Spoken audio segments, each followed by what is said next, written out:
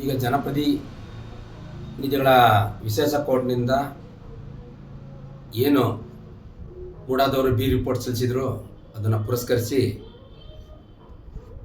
ಈ ರಾಜ್ಯದ ಹಿಂದುಳಿದ ನಾಯಕರಾದ ಮತ್ತು ಕರ್ನಾಟಕದ ಎರಡನೇ ಬಾರಿಗೆ ಮುಖ್ಯಮಂತ್ರಿಯಾಗಿ ಈ ರಾಜ್ಯವನ್ನು ಮುನ್ನಡೆಸುತ್ತಿರುವ ಸಿದ್ದರಾಮಯ್ಯನವರು ಮತ್ತು ಅವರ ಶ್ರೀಮತಿಯವರಾದ ಪಾರ್ವತಿಯವರು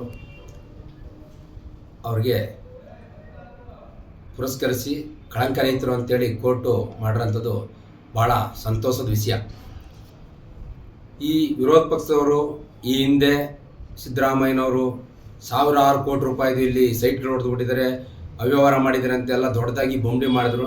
ಇಲ್ಲಿ ತನಕ ಯಾವುದೇ ಸಾವಿರಾರು ಕೋಟಿನೂ ಮೊನ್ನೆ ಯಾರೋ ಪೇಪರ್ ಪ್ರೆಸ್ ಮೀಟ್ ಮಾಡಿದಾಗ 5,000 ಕೋಟಿ ಅಂತ ಹೇಳಿದ್ದಾರೆ. ಎಲ್ಲೂ ಸಾವಿರಾರು ಕೋಟಿ 5,000 ಕೋಟಿದ್ದು ಎಲ್ಲೂ ಬಂದಿಲ್ಲ. ಸೈಟು ಇವ್ರಿಗೆ ಏನು ಕೆಸರಿನಲ್ಲಿದ್ದಂಥ 3 ಎಕರೆ 14 ಕುಂಟೆ ಜಾಗದಲ್ಲಿ ಏನು ಸರ್ಕಾರ ಮೂಡಾದವರು ಏನು ಇನ್ಫಾರ್ಮೇಷನ್ ಕೊಡದೆ ಇವ್ರ ಜಾಗನ ಅಕ್ವೈರ್ ಮಾಡ್ಕೊಂಡಿದ್ದೇನೆ, ರಸ್ತೆ ಪಾರ್ಕು ಸೈಟ್ಗಳನ್ನ ಮಾಡಿದರು. ಅದ್ರ ಬಗ್ಗೆ ಇವ್ರಿಗೆ ಆಗಿರೋ ಅನ್ಯಾಯದ ವಿರುದ್ಧ ಆ ಸರ್ಕಾರದವರು ಈಗ BJP ಗೌರ್ಮೆಂಟ್ ಇದ್ದಾಗಲೇ ಇವ್ರಿಗೆ 14 ಸೈಟ್ ಕೊಟ್ಟಂಥದ್ದು. ಇವರೇ ಸೈಟ್ ಕೊಟ್ಟಿದ್ದೇನೆ, ಇವರೇನೇ ಬ್ಯಾಂಗ್ಳೂರಿಂದ ಮೈಸೂರು ಗಂಟ ಪಾದಯಾತ್ರೆ ಮಾಡಿ 45 ವರ್ಷಗಳ ರಾಜಕೀಯ ಜೀವನದಲ್ಲಿ ಇಲ್ಲಿಯ ತನಕ ಯಾವುದೇ ಕಪ್ಪು ಚುಕ್ಕಿ ಇಲ್ಲದಂಥ ಇರೋ ಒಬ್ಬ ರಾಜಕೀಯ ನಾಯಕರು ಯಾರು ಇದ್ದರೆ ಸನ್ಮಾನ್ಯ ಸಿದ್ದರಾಮಯ್ಯನವರು ಅಂತ ಹೇಳೋದಕ್ಕೆ ಭಾಳ ಸಂತೋಷ ಆಗುತ್ತದೆ. ದೊಡ್ಡದು ಮಾಡಿದ್ದೇನೆ. ಮೈಸೂರಿನಲ್ಲಿ ಒಂದು ಕಾರ್ಯಕ್ರಮವನ್ನು ಮಾಡಕ್ಕೆ ಬಂದರು. ಆ ಕಾರ್ಯಕ್ರಮದಲ್ಲಿ ಏನು ಮೈಸೂರಿನಲ್ಲಿ ಏನಂತ ಜನನೂ ಇತ್ತಿಲ್ಲ, ಏನಿತ್ತಿಲ್ಲ. ಜನಗಳಿಗೆ ಸತ್ಯ ಗೊತ್ತಿತ್ತು. ಅವತ್ತು ಮಾಡಿದಂಥದ್ದು ಇವತ್ತು ಸತ್ಯನ ಡಾಕ್ಟರ್ ಬಾಬಾ ಸಾಹೇಬ್ ಅಂಬೇಡ್ಕರ್ ಅವರ ಸಂವಿಧಾನದ ಪ್ರಕಾರ ಕೋರ್ಟ್ ಸುಧಾ ಪುರಸ್ಕರಿಸಿ ಮಾಡಿದೆ. ಅವರಿಗೆ ಉತ್ಪೂರ್ವಕವಾದ ಧನ್ಯವಾದಗಳು. 2026ರ ಕೇಂದ್ರ ಸರ್ಕಾರದ ಬಡ್ಜೆಟ್ನಲ್ಲಿ ಈ ಹಿಂದೆ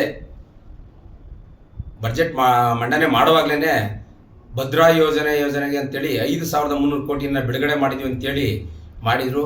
ಇಲ್ಲಿ ತನಕ 1 ರೂಪಾಯಿನ ಅದಕ್ಕೆ ಬಿಡುಗಡೆ ಮಾಡಿಲ್ಲ. ಅದನ್ನು ಬಿಡುಗಡೆ ಮಾಡಬೇಕು.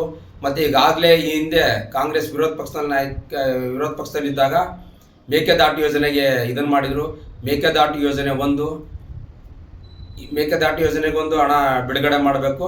ಮತ್ತು ಜೊತೆಗೆ ಈ ದೇಶದಲ್ಲೇ GST ಕಟ್ತಾ ಇರೋಂಥದ್ದು ಕರ್ನಾಟಕ ಎರಡನೇ ಸ್ಥಾನದಲ್ಲಿದೆ. ಈ ಹಿಂದೆ ಕಾಂಗ್ರೆಸ್ ಸರ್ಕಾರ ಇದ್ದಾಗ ನರ್ಮ್ ಯೋಜನೆಯಲ್ಲಿ ಸಾವಿರಾರು ಕೋಟಿಗಳನ್ನ ಬಿಡುಗಡೆ ಮಾಡಿತ್ತು. ಆ ಥರ ಹೊಸ ಗ್ರಾಂಟಾಗಿ 5,000ಕ್ಕೂ ಅಧಿಕ ದುಡ್ಡನ್ನ ಬಿಡುಗಡೆ ಮಾಡಿ ಕರ್ನಾಟಕಕ್ಕೆ ಏನು GST ಅಂತಿರೋದ್ರ ಬಗ್ಗೆ ಕೇಂದ್ರ ಸರ್ಕಾರದಲ್ಲಿ ಹೆಚ್ಚಿನ ಅನುದಾನ ಕೊಡಬೇಕು.